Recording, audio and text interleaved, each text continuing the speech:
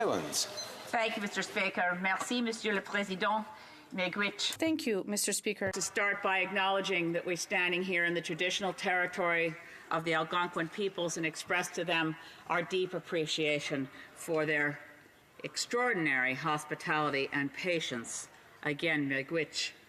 My name in this place, Mr. Speaker, as you just spoke it, the member for Saanich, Gulf Islands, is an Anglicism of a Senchothan word for the nation of the traditional peoples of the lands that I have the honor to represent in this place.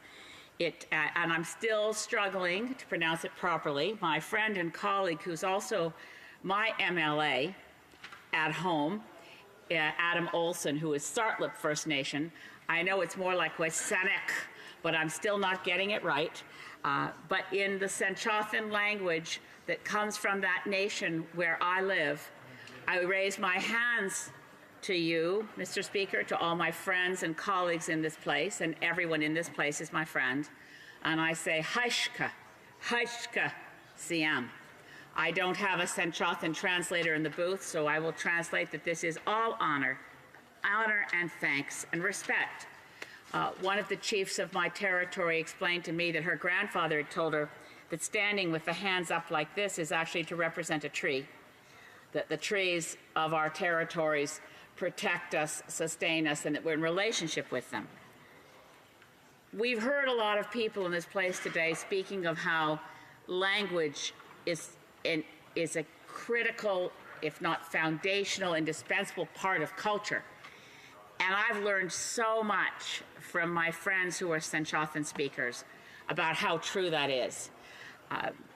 In the language of the peoples of the territory, who through their generosity and patience, we live in, I think, the most spectacularly beautiful, blessed place in this country. I'm very blessed to live on the southern tip of Vancouver Island on the coasts of the Salish Sea.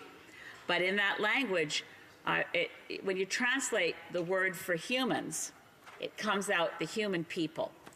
And when you translate the word for salmon, it comes out the salmon people. And the word for whales is the whale people, and the trees are the tree people. And in the creation stories that come from that culture and those peoples, the Creator actually took people and said, you're a hardworking people, we'll make you the salmon. And actually some people were scattered like stones across the water and became the islands themselves. So the more I learn about culture, mythology, stories, tradition, and language that comes from the place I represent here, Saanich Gulf Islands, the more I feel compelled to say that I am the Member of Parliament for the human people in Saanich Gulf Islands, and also for the salmon people, and also for the whale people, and also for the tree people. It is an extraordinarily different worldview, and it is communicated through language. Currently at University of Victoria, there's a groundbreaking program at the law school and it's under the direction of Professor John Burroughs and other Indigenous scholars, and we are offering now, University of Victoria is offering now degrees in Indigenous law in the same way that our law schools in this part of the country offer degrees in common law, which is the one I learned. Common law, I got my degree at Dalhousie University, but some other and sometimes at University of Ottawa too, you can get both common law and civil law. And within Quebec, we have a different tradition of civil law. Now, at University of Victoria, there will be a degree granting program in Indigenous law. And the programs are actually taking place, such as bringing law students into the culture of Sartlip, where there's 4 communities that are First Nations within my riding, Sakum, Sartlip, Pocatchin, and Saut. But the Sartlip program involves Indigenous scholars, Senchothan speakers, to communicate how the relationship with the land dictates the law. It's extraordinary, it's growing, and it includes that the Sartlip First Nation has an immersion program where children are currently learning Sanchothan as they learn English, and they're learning from a program that was developed, a teaching method that comes from Hawaii, and it makes us so happy. And as other members have said, when you hear the children speaking the traditional language that skipped a generation because through all kinds of colonialism, oppression, whether it's the 60s scoop, residential schools, the languages were almost lost. And what a tribute to the persistence and resilience of Indigenous peoples that the languages weren't lost. So I turned to this bill. I did provide, and I tried hard, I had 10 amendments that went to committee. They weren't successful, but they were derived from the testimony of many people, Indigenous organizations and groups before committee. I desperately regret that this bill excludes the interests and concerns of Inuktitut-speaking people, the ITK's evidence, and their quite extraordinary leader, Natan Obed, have gone unheard, and that is a tragedy. I was particularly directed by a brief to the Committee on Canadian Heritage on C91 from the First Peoples Cultural Council, because their headquarters is within my riding in Saanich Gulf Islands, and they had many criticisms and they wanted amendments. And just to quote from their brief to the committee, they said, "We support legislation to recognize and revitalize languages. We respectfully ask that you consider our recommendations to strengthen Bill C-91. There is an urgency to pass legislation before the end of this parliamentary session. However, the greater urgency concerns Indigenous languages themselves. The need to act is urgent. Nevertheless, in spite of the current status of Indigenous languages, we know that reclaiming, revitalizing, maintaining, and strengthening them will be possible with adequate, sustainable, and long-term funding that is held and directed by Indigenous peoples." Well, Mr. Speaker, the disappointment is large that we do not have at this point that commitment to sustainable long-term funding. We don't have the amendments. One of my amendments was to ensure that we recognized in C-91 that this is within the context of the United Nations Declaration on the Rights of Indigenous People. It falls short. So I want to explain briefly why I will be voting for this bill while I recognize it falls short. One reason is that I am amazed by the work in Indigenous languages of Chief Dr. Ron Ignace of the Secwepemc First Nation, also Shuswap. And he has asked me to vote for this bill. He's worked hard on it. He said, "Get this bill through." That weighs on me. He worked hard on this bill, and he's written a book on Indigenous languages and on his own nation's language. Also, I've been asked by the very group whose testimony I just read, in part, and I've been contacted by First Peoples Cultural Council. They said, "You have to vote for C-91.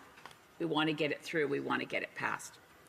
So here's my commitment here in this place, standing here now. And I also agree, and I heard the wonderful speech of my colleague from Markham Stouffville. Voting for this bill is not to say we've accomplished what needs to be done. Voting for this bill does not mean we think this bill meets what is required of us in the Truth and Reconciliation Commission calls to action. Voting for this bill is a pledge and a promise to do more. On doit faire plus. We must do more. We must protect the Aboriginal languages across the country. Restoring languages is not accomplished by C-91, but if we don't get this passed now, we have less to cling to. So my promise and my pledge is this: as leader of the Green Party of Canada, reconciliation will be central to our electoral campaign. Real justice, real reconciliation will be central. And when we come back in larger numbers after the election, we will come back to provide and to insist on that stable funding, on inclusion of Inuktitut, and on the things that we are honor-bound to provide to ensure the protection of these languages. Miigwech Haishka. My friend from Sherwood Park, Fort Saskatchewan, I appreciated his, as ever, thoughtful approach to this issue. We may disagree around some of the aspects of his speech, but I want to ask him, since he's clearly very thoughtful about issues of reconciliation, when his leader was before the Assembly of First Nations and was asked, what's it going to look like in the Conservative platform? What does your party think about reconciliation? As I recall, the answer was, you'll have to wait. We haven't finished figuring that out yet. And I wonder if my honourable colleague can shed any light on how the Conservative Party thinks we advance the essential quest for justice and reconciliation. Mr. Speaker, I thank my honourable colleague for Edmonton Strathcona. I did present, more than a dozen amendments at committee, and like other members was disappointed that there were no amendments accepted at clause by clause as the bill was reviewed. I was very taken with the remarks from the honourable member from Nunavut to be the only Inuktitut speaker in this place who's allowed to also speak his mind because he sits as an independent is a powerful position to be in. I've struggled with how to vote on this bill, but Indigenous groups within my riding have asked me to support it. I will vote for it, but I do so with a sense of deep regret that the amendments to incorporate the Inuit peoples and Inuktitut as a language were not heeded. We also will need substantial funding. So in that struggle that I think I share a lot of what the member for Edmonton Strathcona just said.